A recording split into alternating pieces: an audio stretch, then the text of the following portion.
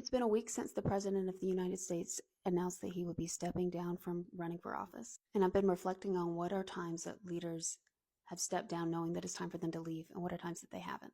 And so here we are again for another video of bad business. Lee Iacocca was one of the executives at Ford under Henry Ford II. He literally referred to Henry Ford as royalty and as himself as part of his royal court. He wanted to succeed Henry Ford as CEO, and he was critical in the development of the Ford Mustang. He was successful, but Henry Ford had other plans and replaced him with someone else and sent him on his way. And Iacocca was so enraged that he became CEO of Chrysler, which what used to be Ford's competitor, but they weren't doing as well recently. He wanted to be a hero, literally. He said, "Today, I'm a hero," when he bought Chrysler. But Chrysler quickly was in trouble again under his reign because he invested a lot in making his image look good, and he invested a lot in how he thought history would see him and having biographers and such. But you know what he didn't invest in?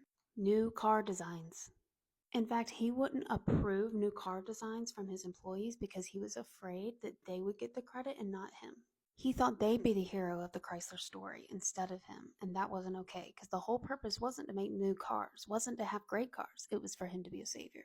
And at that time, the American auto industry was under a crisis of a lot of people started buying Japanese cars. And Iacocca would throw fits and insist on tariffs on them and spread a lot of anti-Japanese rhetoric, to the point where the New York Times responded that the problem isn't the Japanese, the problem is that you need to make better cars in America. He would fire anyone who was critical of him. He didn't reward the workers who did well and who sacrificed a lot to stay with him during that difficult time.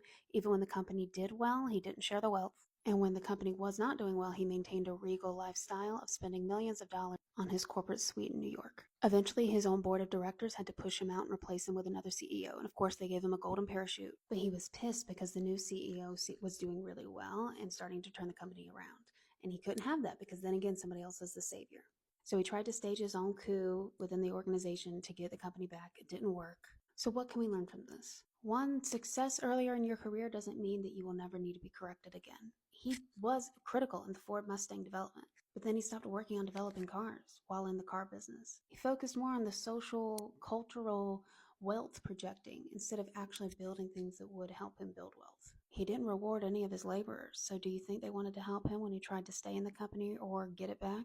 He focused on blame and excuses instead of innovation. He stifled anyone who disagreed with him. And eventually, his own board had to push him out. He stayed past his time, past his success, past when he was willing to be open to new ideas and be innovative. When we're leaders, we have to keep in mind that one success does not guarantee later success, and we have to continuously learn and reward the people who have been with us.